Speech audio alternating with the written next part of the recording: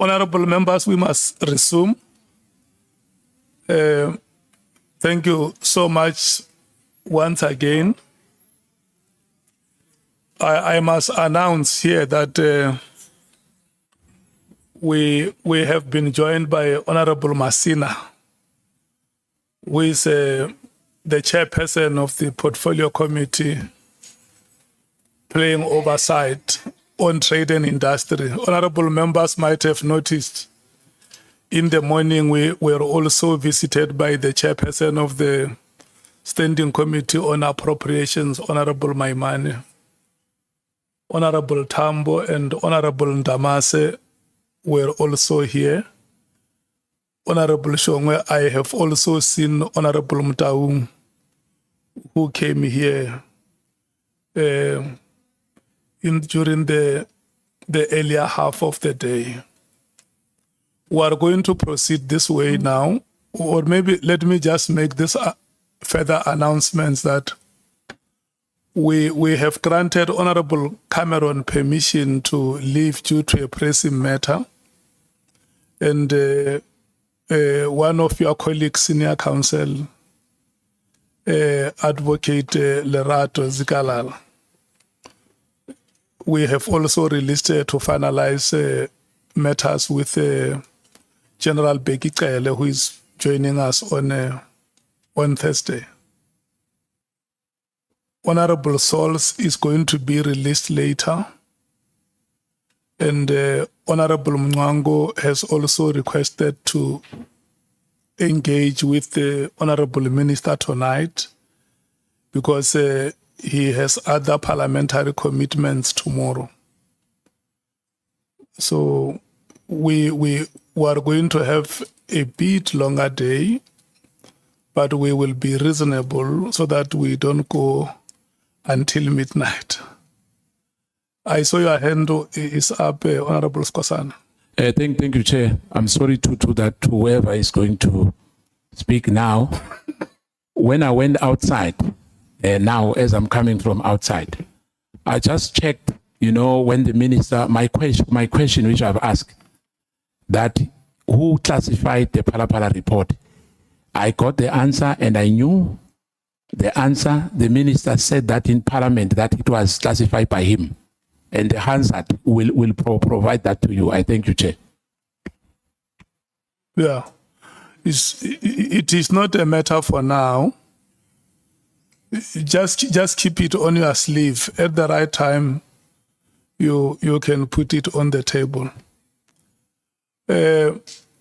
Honorable Breytenbach and Honorable Klopper, can I get your signal? Who is starting? Thank you so much.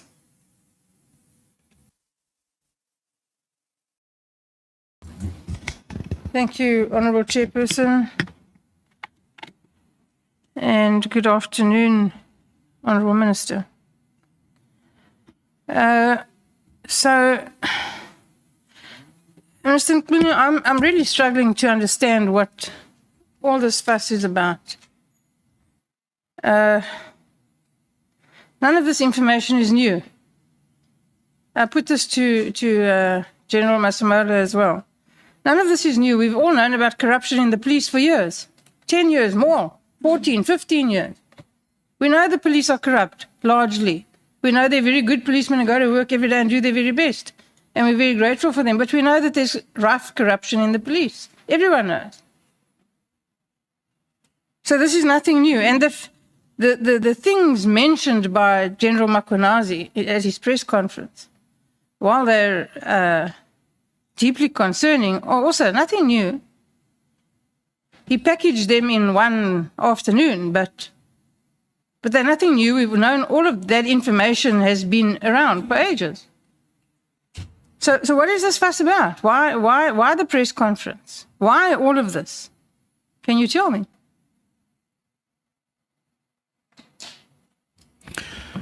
That's thank you very much. That's exactly one of the intriguing questions that we have to grapple with, both internally in SAPS, but also in Parliament in general, in the whole public. that there are things that are refusing or resisting to change. For instance, there's a perception out there, I don't want to lie, that SAPS is corrupt, or there is corruption in SAPS. That is persisting. There's corruption in SAPS. The perception that says crime is not under control. And I've always said, yes, crime may not be under control or is not under control, neither is it out of control. But there's a concern there, running general.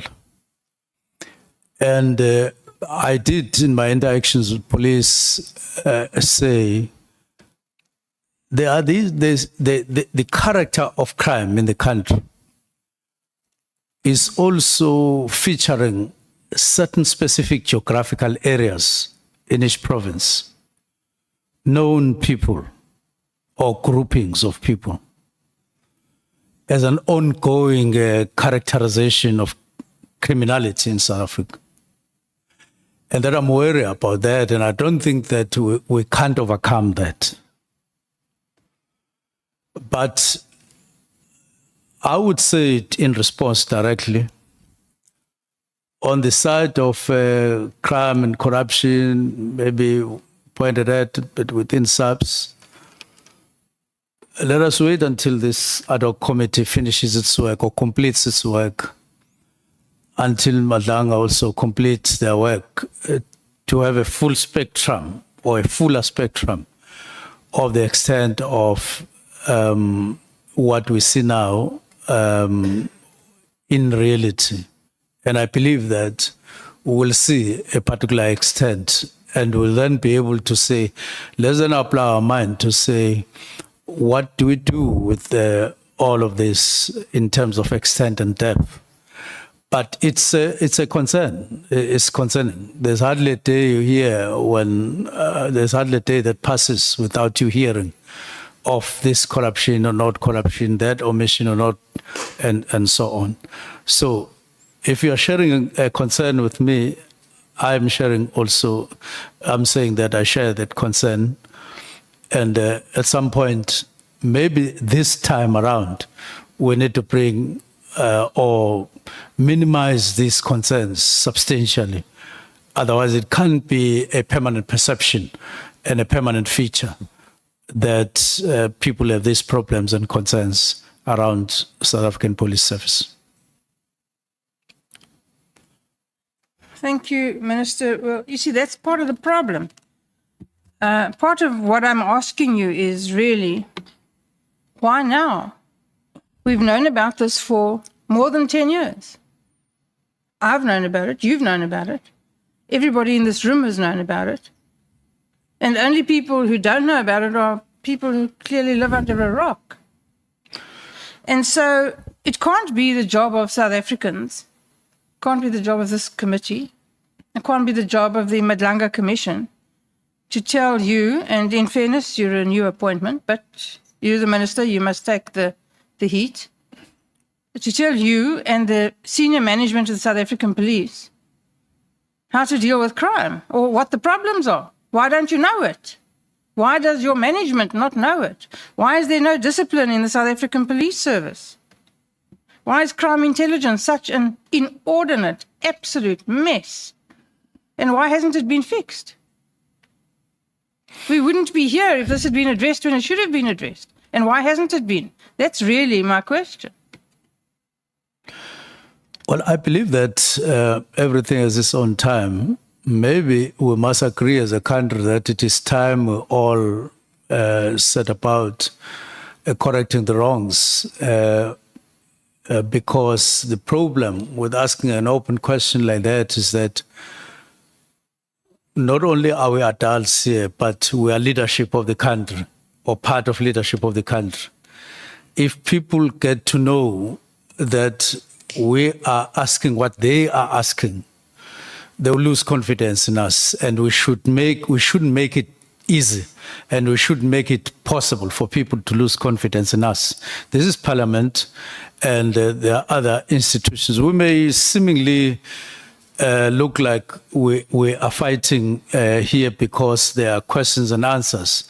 But I want to believe that above it all, in the upper part of our brains, all of us here, we're concerned about our country. We want these wrongs to be corrected in a manner that is correct, so that at the end of the day, we have South African police that all of us are proud of. All of us are proud of, and I believe that it is possible. It can be done. We just need inner resolve.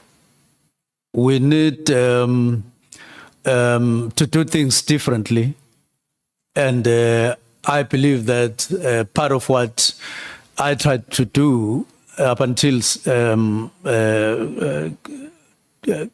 getting to leave, we were trying to grapple with some of the root causes and the root problems in SAPS, instead of just accepting what is there. We set ourselves a target to say, let's change this. This is changeable. For instance, even though, crimes like are being perpetuated in the 4 provinces are in part a reflection of the problems that the country is undergoing via suppressed economic growth or slow economic growth, and therefore people turning this and that. But the majority of the people in South Africa are law-abiding. They are good people, even as unemployed as that. I'm sorry to interrupt you, Minister. I've got limited time. Just a moment, Honorable Breytenbach. If when you speak, on the screen we see there is a tag behind you which is giving you a spirited competition.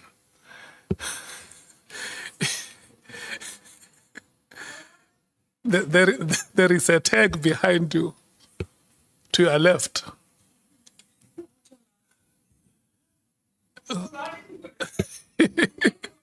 Everybody knows what party I'm from. I have no difficulty with the tag behind me.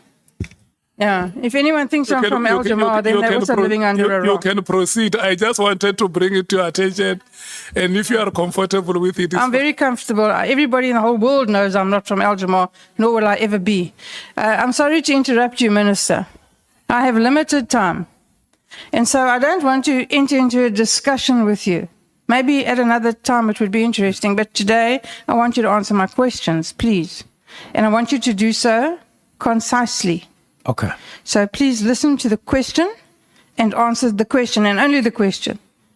We can have a discussion at another time. I'd be very happy to do that. Okay. So I want to know from you why the South African police is in the state it's in. No discipline, no authority, generally speaking. I'm not disputing that there are policemen who do their job. There are.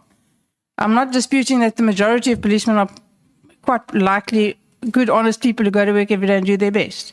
But generally speaking, there's a serious problem with corruption in the police. There's a serious problem with the lack of discipline. There's a serious problem with lack of authority, and crime intelligence can only be described as an unmitigated mess. And I want to know why this hasn't been addressed in the last decade and a bit. I don't want to know about how we all feel. I think we all know how we all feel. And I just want to tell you that if you think most South Africans have got confidence in the South African Police Service, you're wrong. And if you think most South Africans think crime is under control, you're wrong. Well, I don't have a straight answer why it has been like this for the number of years that you're talking about. What I know and what I'm determined to do is to play my role in what I share in part or wholly with you, that there are concerning matters within SAPS and they need to be addressed, and they need to be addressed soonest without any delay.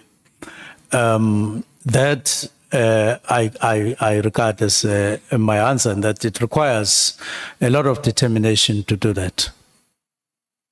What have you done since your appointment to do it? Pardon? have you done since your appointment to achieve that? Now, the first thing, or part of what we have done, is to insist that this is an organization, and it has the trust among the people in terms of its responsibility, whether it is performed or not. But people look at it as a solution to a lot of their problems on crime. And two of the things that I believe stand out in what we've done, we felt that subs require a kind of a workshop that we held so that we can look at some of the conditions of work, because if people are frustrated, if people are not answered, are not responded to on this and that, they won't be happy and they won't perform.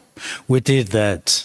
And my impression was that people recognize that and they are prepared to pick up right from the systems at police stations to other things that would make them enjoy their work while they're at work, in all manner of things. We then called the summit to endorse that, and we've begun to implement that since we got appointed. We have gone to districts with an insistence that a police station must be regarded as something very important.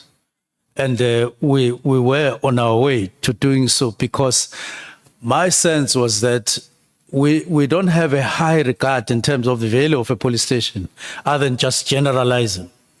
You're starting to have a discussion again. Please stick to the question. Pardon? You're starting to have a discussion again. Please stick to the question. And Yes. when you refer to we, are you referring to yourself? Are you using the royal we? Or Yes. is it just you? Yes, I'm referring to us as ministry and top management. I see. Okay. So those are some of the things that we have started doing and emphasizing.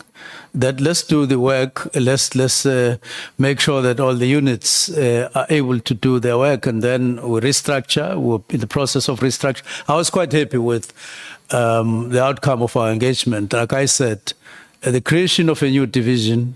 Like I said, the implementation of the new structure was promising to me, because those were practical things that you realize, if implemented, would be able to deal with some of the problems that we have. Because at the center of everything is when people feel safer and safer, instead of them feeling more and more vulnerable, which I believe was the trend that we needed to cut. You said earlier today that you have the telephone number of Mr. Brown Mkhotsi on your telephone. That I have the cell phone number, yes. Why? It's because I've known him from 2017, and I've been using that number. Why have you known him since 2017?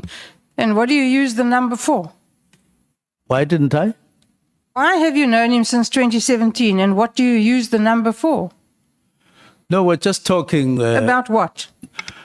Look, let me explain, Brown Mkhotsi. To me, there are more and more things that are coming out that I didn't know about Brown Mkhotsi. I knew him just like I got to know you. Nothing else. Just know you as a member of parliament. Then we go on and on. And then in the course of time, especially recently, I got to know things that I never got to know when there were no current problems.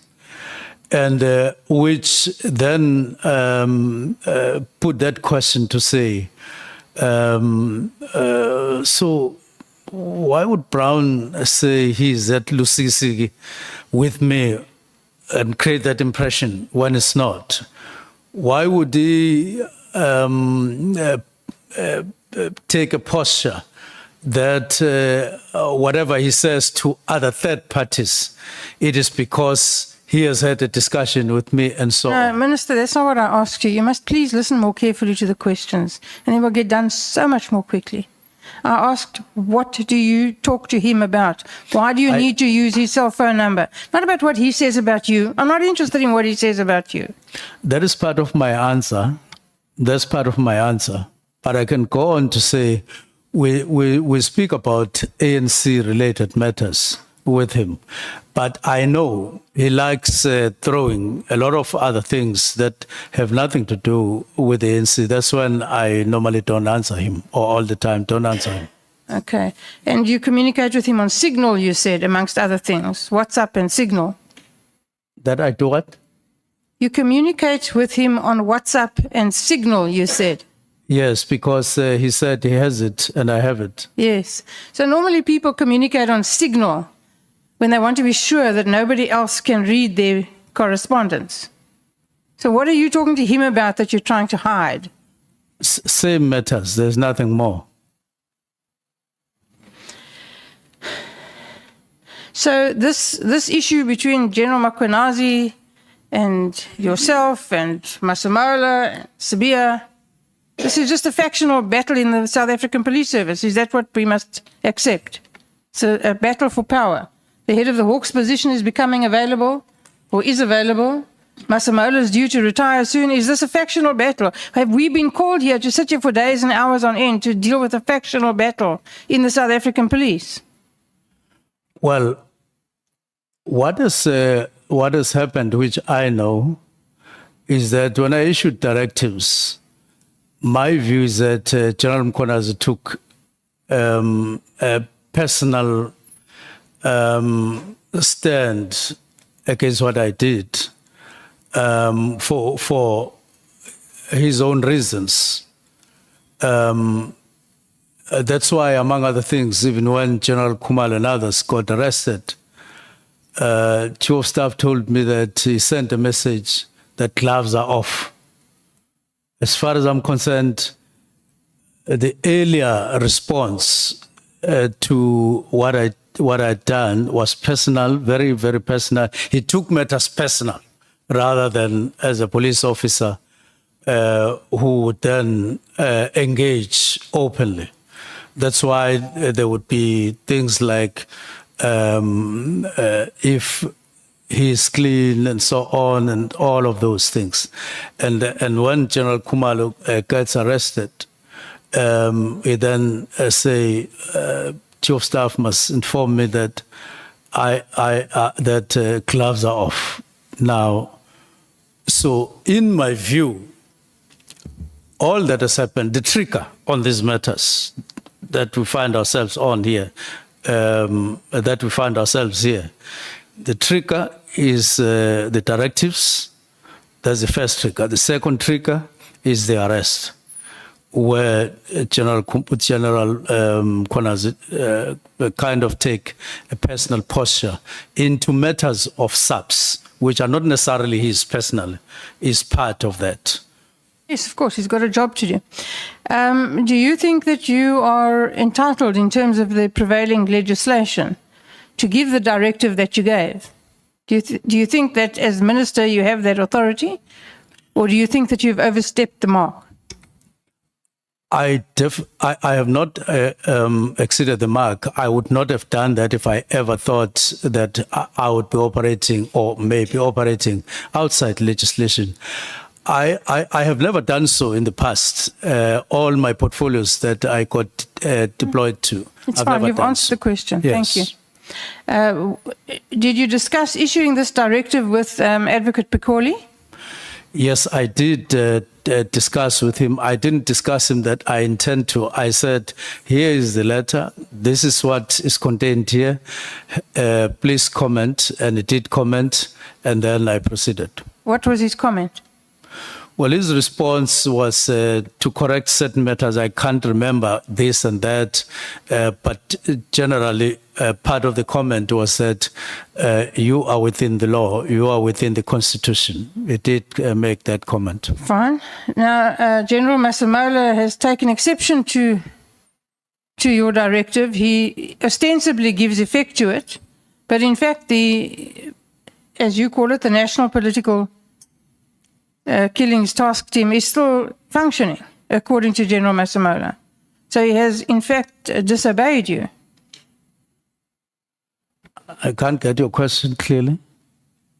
General Masemola says that, A, he thinks that you can't give him this directive, Oh, yes. but he regards you as his boss, which I find horrific. And he will give effect to your instructions, but he has not done so. The task team has not been closed down. So what are you going to do about that? Well, that took me aback. I was taken aback when National Commissioner spoke like that, because it means that it would have meant that, or it meant that on one hand he agreed, on the other he didn't agree. When he sent the letter from his office, or when his office sent the letter on the 3rd, when he made the presentation, when he wrote to me on the 22nd, when he made the presentation or okayed the presentation on the 5th and the 6th, what I understood him to be doing was that we were in agreement that we have to wrap. I had no other hidden side or feeling that, in fact, he was not, were not together on the matter. He had not done that before. The question, Minister, was what are you going to do about it? This other long story is interesting, but it's inappropriate. What are you going to do about it? Well, I'm on leave at the moment. The country is faced with what they regard as a national crisis. We're sitting here day in and day out, and you're on leave. The minister's on leave, and that's more important. I didn't impose leave on myself. I am on leave. That is the fact of the matter. Are you on special leave? Yes, I'm on special leave. Thank you for that. I see.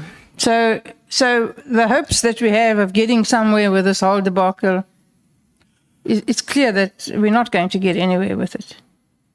That? We're not going to get anywhere. The police are not going to be fixed. You're on leave. Masemola is on leave.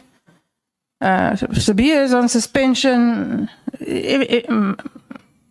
That everyone's on leave or on holiday or suspended. And nothing's going to happen. And what must we do with all of this? The top structure of South African police are either on leave or in bed. If I had my way, I wouldn't be on leave. I wouldn't even be here doing what I'm doing. I would be proceeding with the work that we're expected to do in subs so that people feel safer. So once these matters are aside and the president decides on post these commissions, then we are awkward at the moment, and things are not the way they should be, like being on leave and so on. But as I say, my wish is that I was carrying on with the work, implementing the structure and fighting crime. If we're going to be waiting for the president, Minister, then we all know that we're going to be waiting a very long time. But you talk about people feeling safe. I just want to tell you this, that this afternoon, there was a mass shooting in Westbury in Johannesburg. 2 people are dead, and many children were injured, some of them critically. Nobody feels safe. And how does that make you feel? It's a sad matter to get those news. And in police in South Africa, together with ministry, I know that you grapple with issues on your conscience that had you done this, possibly this would not have happened. And it haunts you all the time. And therefore, I feel sorry and sad for what you are putting across. But the main thing is the sooner we get over this, the better. And there are more other ugly incidents that have happened as well. And all of them, those that are said, we feel they are a letdown to the country.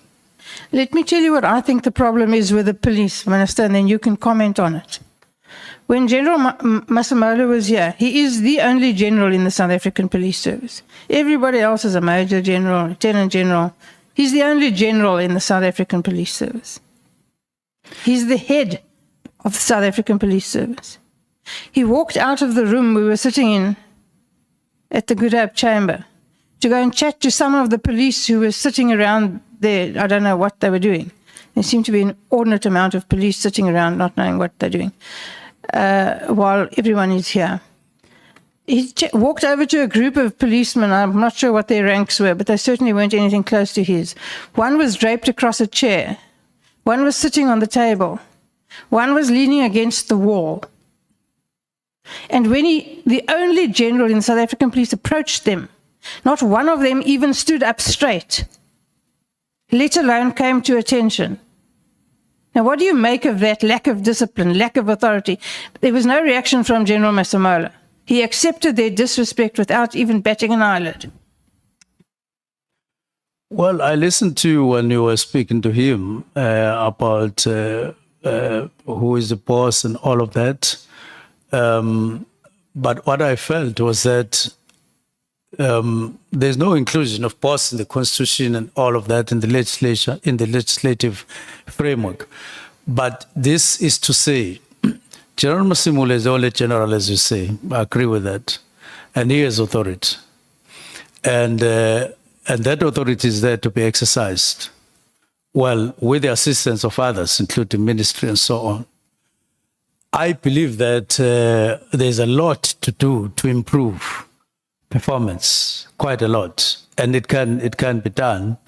Because if it is not done, if this is the climax, if this is the best and this is the only thing, then it would mean that we do have a problem, or South Africa does have a problem.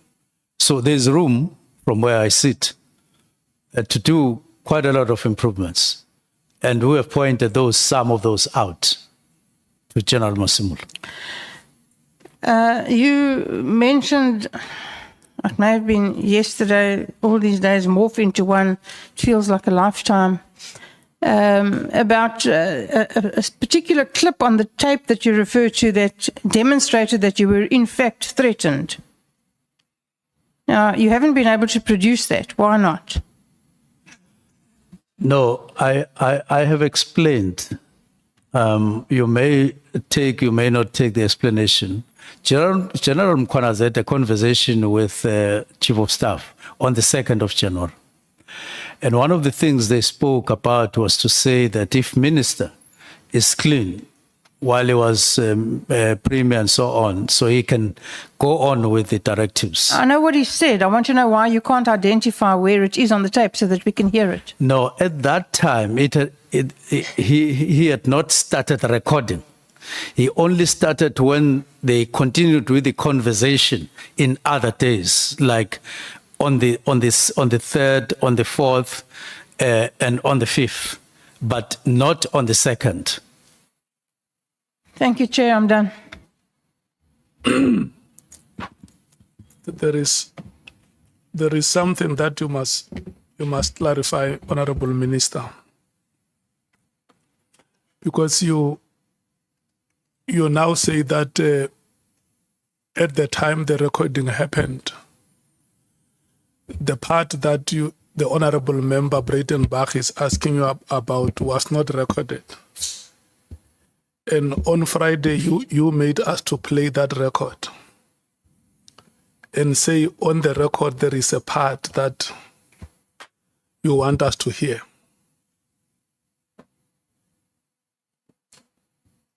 Which statement do we take? Do we go back to our statement that the extract that you wanted us to hear is not there? Can we just bury it like that to say the extract that you wanted us to hear is not there, so that we stop making reference to this evidence which has not appeared before us? Can we just bury it that way? Yeah, it is not there. Thank you so much.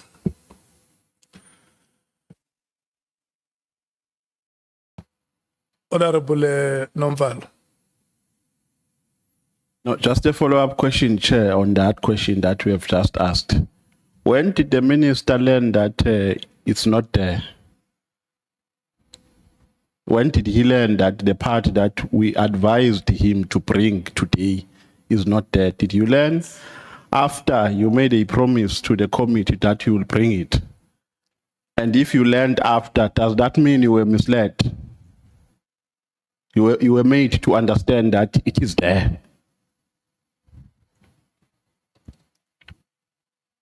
I only got to know that it is not there after. Now, whether you were misled or not. No, Minister, let's leave it there. The extract in question, if there was an intention that it must form part of the documents presented or the materials presented before the committee, unfortunately, it cannot be because it is not available. And in this way, I think, like it's your statement that let's bury the matter. That evidence is not before the committee. Is that adequate? Chair, I would say now it is adequate and it will come. Somebody will ask a question and I'll need to explain, as I did last time, that that evidence is not there except in reference. Thank you. That's all. Yeah. I see Honorable Malema, Honorable Samkwena, do you still want to speak? Let me take Honorable Malema and then you will be the last Honorable Samkwena. No, Chair. We have to close it properly if you are saying we're going to close this part. The minister either must accept that he was misleading the House or he honestly thought that thing was there. That's why he committed that in the next, I'm the one who said, in the next meeting, just come with that part. And he said, no problem, we'll come with it. But how do you say you will come with a part you never had? Because he was making us to play something he never had. So had we not insisted on that part being brought, this House would have been misled.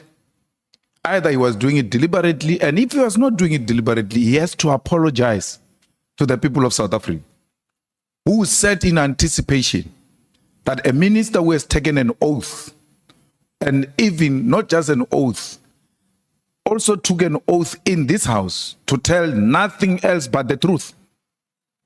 If he made a mistake, he must say to the people of South Africa, I apologize. I made an error of judgment. It's not there. This issue is not there. Unless he was deliberately misleading us. But if you have made an honest mistake, you have to apologize. And I insist that he has to apologize if he made an honest mistake. People have left what they were doing, waiting to come and hear a part where a general is threatening a minister. That's not a serious, it's not a simple allegation to be made and just leave it like that. That allegation was made. Now there is an acceptance. There is no evidence to that effect. I was actually misled and I therefore apologize. That is what we insist on, Honorable Chair, for this matter to be closed. Thank you, Honorable Sangweni. Thank you very much, Chairperson. I think mine was going to be to seek clarity from the Minister on what is not there. So is it the recording that the Minister says is not there, or is it the threat that the Minister says is not there? And Chair, I'm asking this because I don't want us to leave here with an impression that the Minister has withdrawn his testimony that General Mkhwanazi threatened him, if that is not what the Minister is doing. So if we can just separate the two things. And then secondly, I also want us to be consistent, Chair.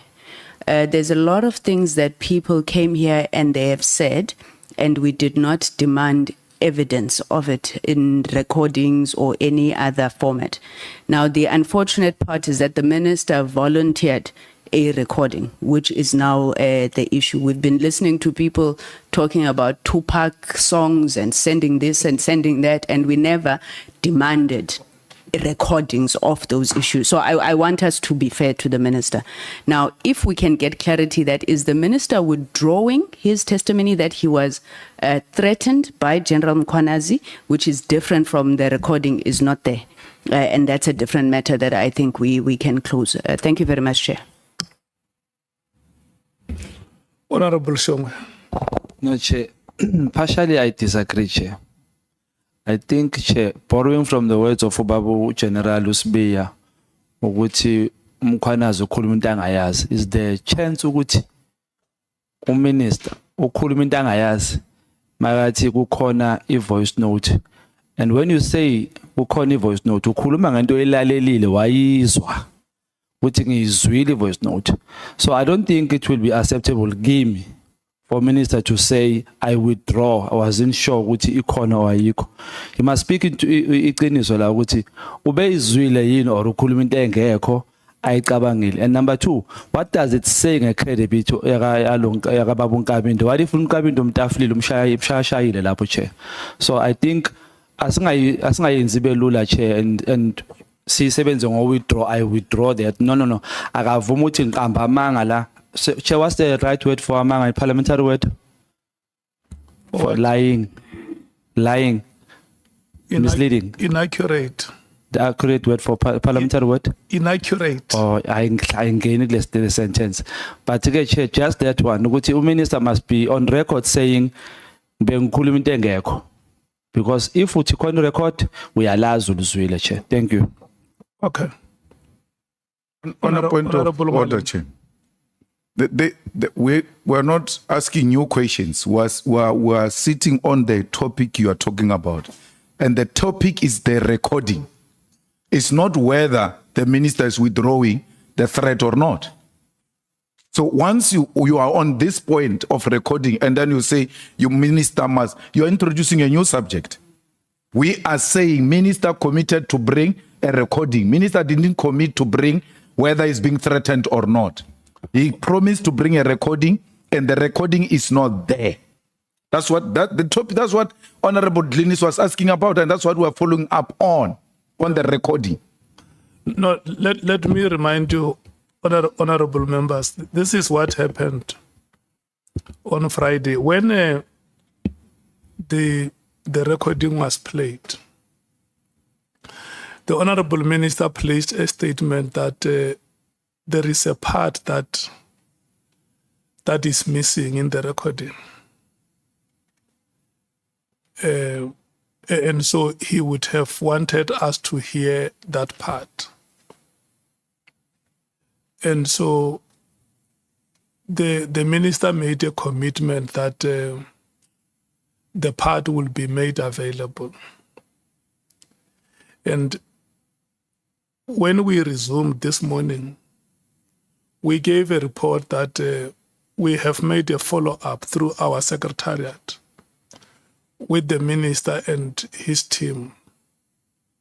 And the extract that he himself would have wanted us to hear is not there on that recording.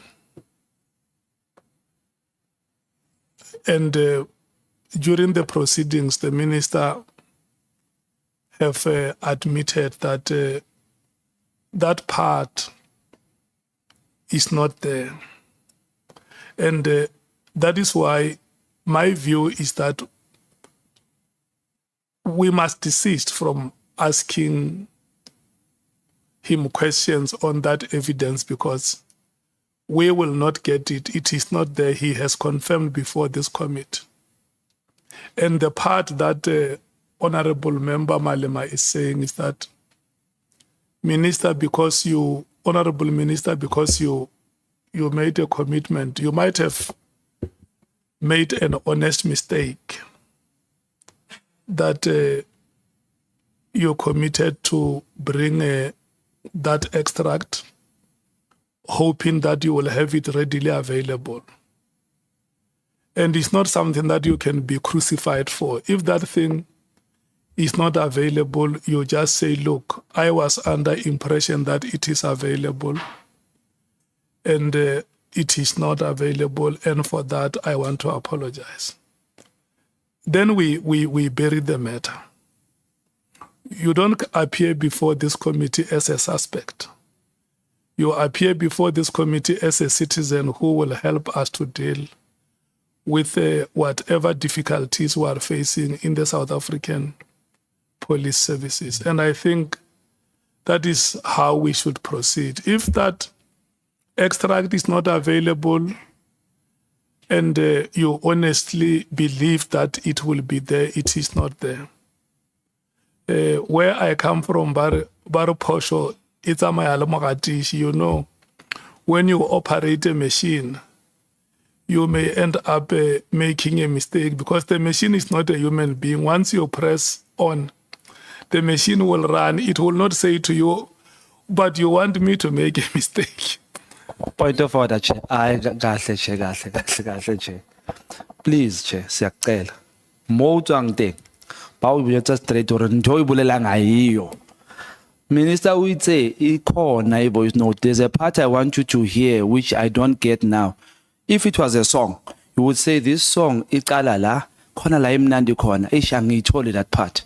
He said it that way, sir. He didn't say, I'm not sure whether it was a voice note or they told me. Said in this voice note, there's a part I want you to hear. So, and Chair, again, under oath, he said that under oath. It's not a soft thing that you can just downplay as if, no, here, you're not coming as a victim or suspect or what. Chair. Whatever he says here is under oath. La Chair, ama South Africans alalele. Exila manunu abono babu pegicel. Ama South Africans. So let's not downplay it, Chair. Uthe ubabi khona. Sicela leyo voice note or asitshela ukuthi kanqamba mang. Sidlule. Simple as that. Honorable Skosana. Ngithokoze mgcini isihlalo.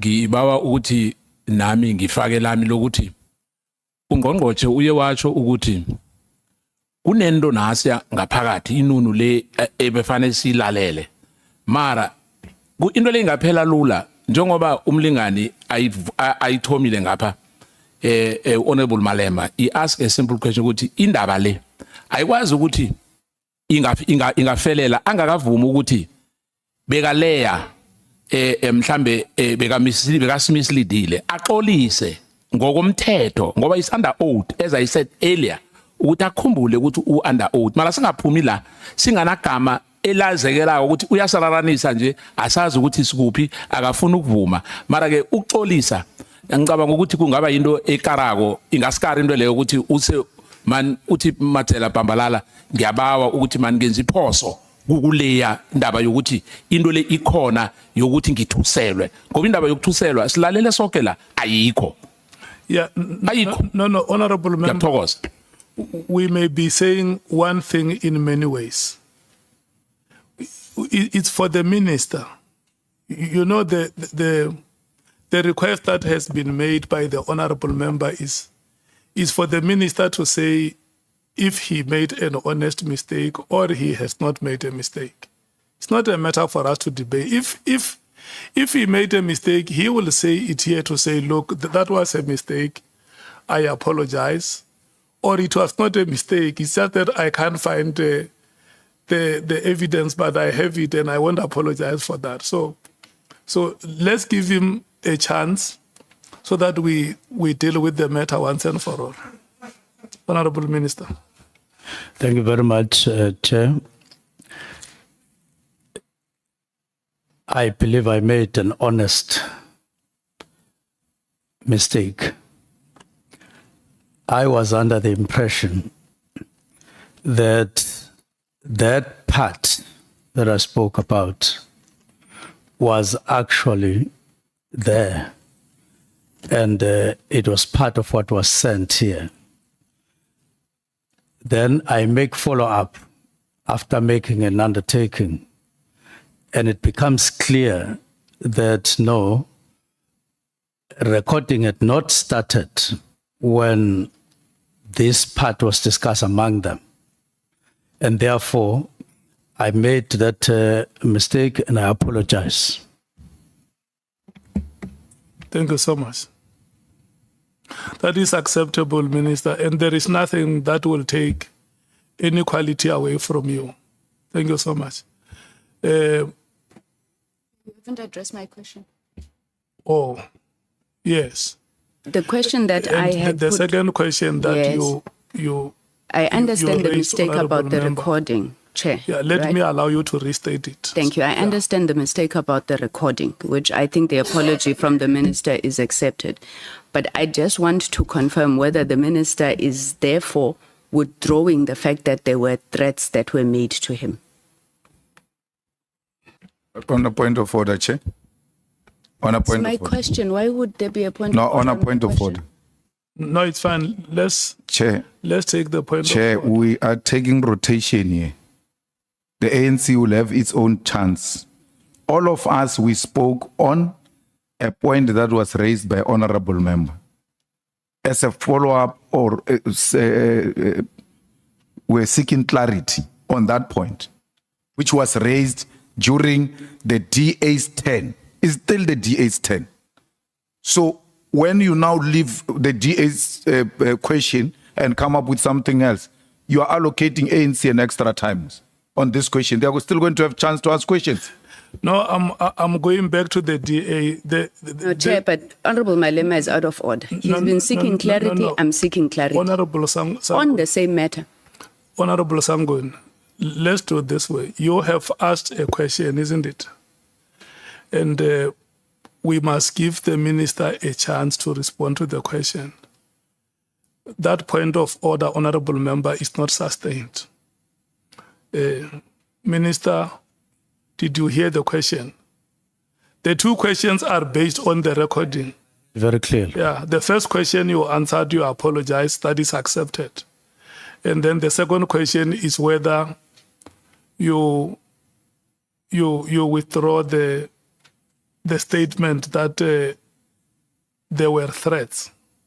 No, what I'm withdrawing is that I have not been able to provide the recording, but the threat, No. the threat remains Okay. as told to me by Joe staff. Thank you. Thank you. Honorable Klopper.